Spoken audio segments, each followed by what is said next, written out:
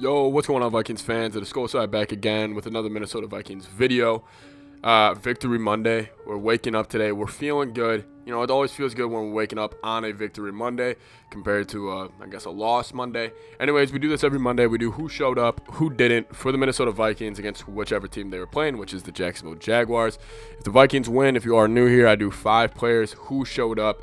And then if they lose, I'll do 5 players who didn't show up, and then vice versa. So today we got 5 players who showed up and 3 who didn't. And anyways, if you guys are new here, please subscribe to the channel. It really helps me a lot. I actually just recorded this whole video to find out my mic wasn't plugged in. So now we're doing this all again. Anyways, subscribe to the channel. It would mean a ton to me. Leave a like on the video and comment down below who showed up, who didn't for the Minnesota Vikings against the Jacksonville Jaguars. Let's get into it.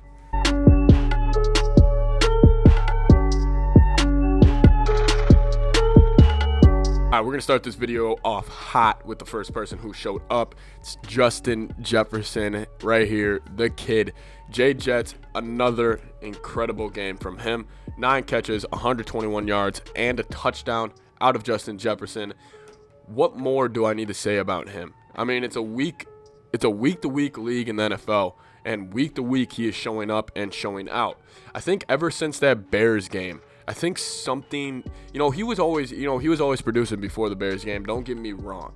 But ever since that Bears game, you really look what he's done, and his stats are incredible. I mean, his last 5 games, he looks like an all-pro, and he's playing like that.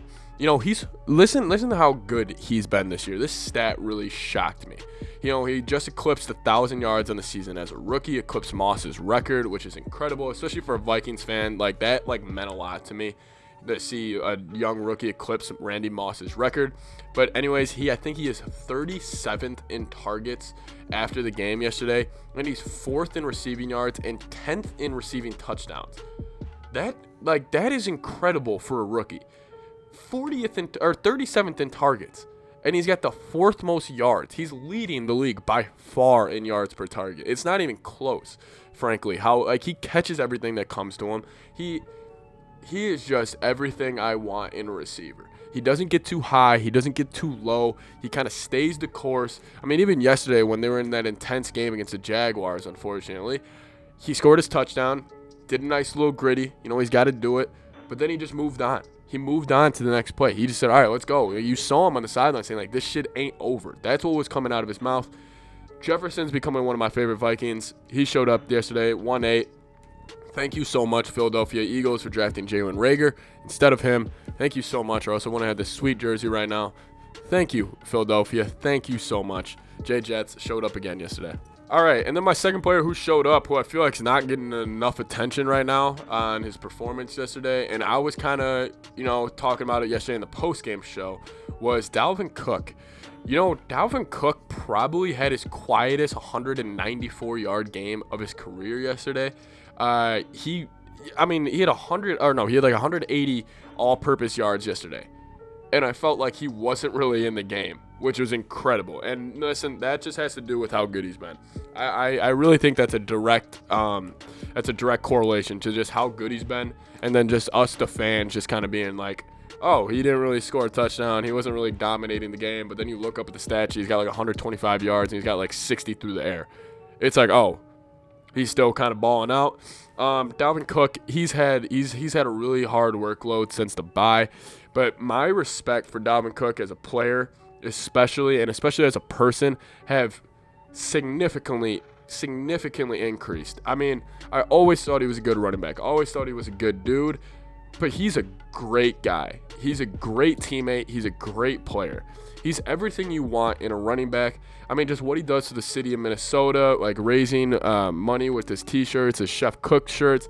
I mean, yesterday, he just stayed the course against Jacksonville. Their D-line was dominating that game early. He wasn't really getting involved. I remember we looked up, he's got 10 carries for 20 yards, but then he finishes the game for 30 for 125.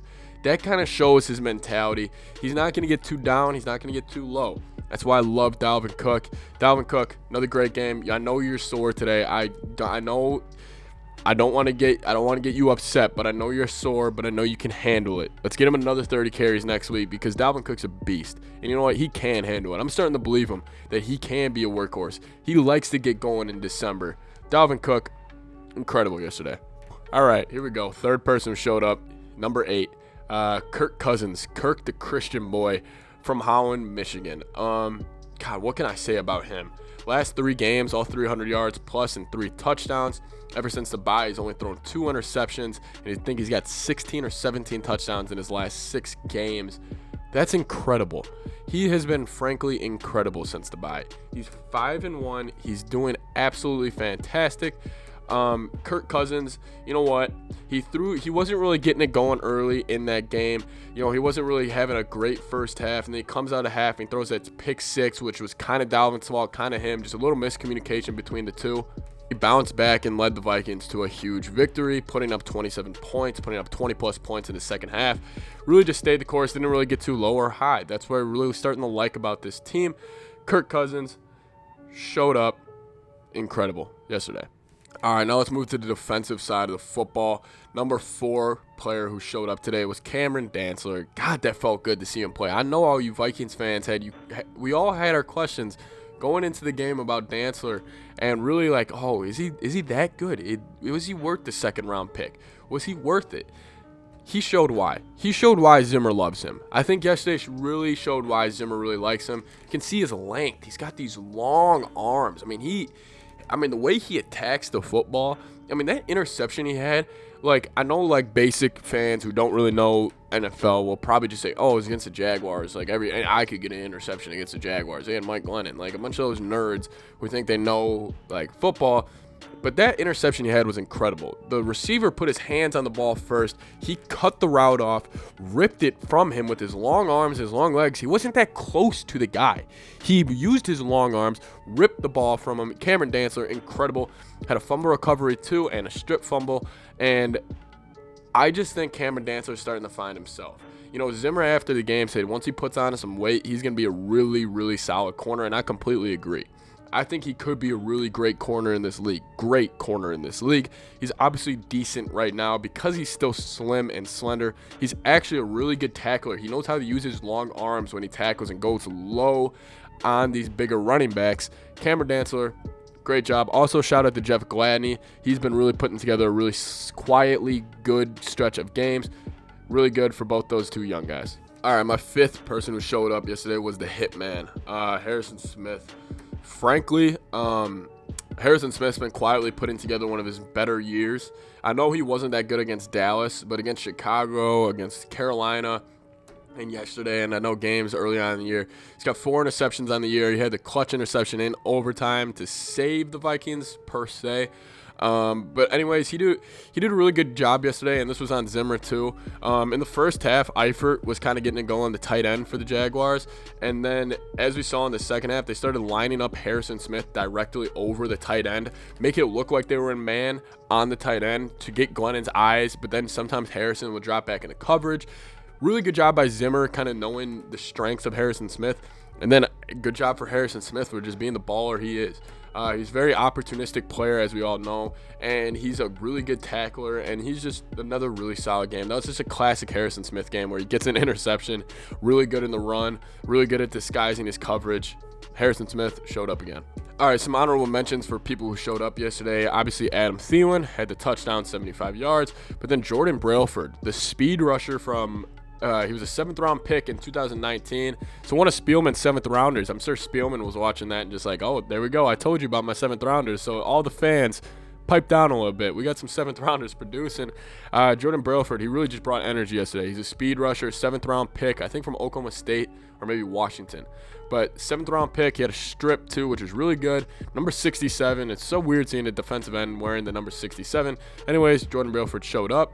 Those are my guys who showed up yesterday for the Vikings. Now let's get into the negative, who didn't show up. All right, so getting into who didn't show up, I'm going to start off with Chris Boyd.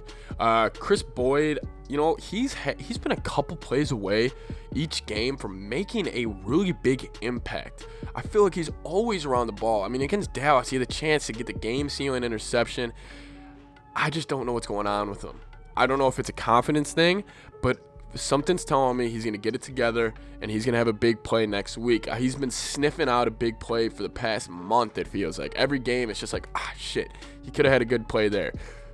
But he didn't, and that's the problem. He hasn't been closing on plays. You know, he got mossed yesterday, timed that ball. He jumped like 3 seconds before it got there. I'm not that worried about it. Chris Boyd should be good. I got a feeling he's going to make a big play next week against Tom Brady. So keep an eye out for that. All right, my second player who showed up today, the kicker, Dan Bailey.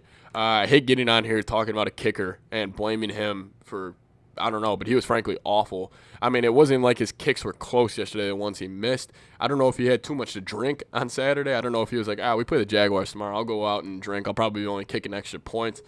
Yeah, well, he missed 2 of those. And then he also missed a game-winning field goal. But he also hit the game-winning field goal.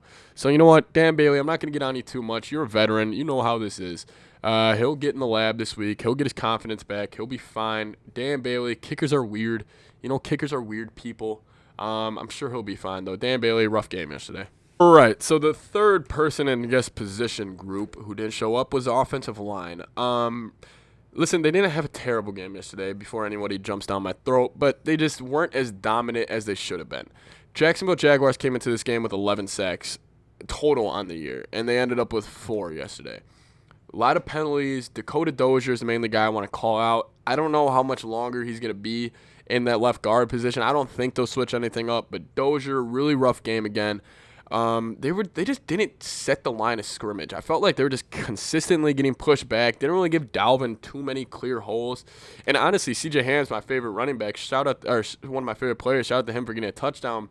But even him in the run game, he looked a little off. Hopefully it's just some fine-tuning. They maybe just go back, watch film this week. But that's something they need to get under control because Tampa Bay does have the number 1 rushing defense. So they really better bring it against Tampa Bay. Anyways, those are all my players who showed up and who didn't. Anyways, we're 6-6. Start off 1-5. Right now, if the season ends today, we'll be in Green Bay for a playoff game.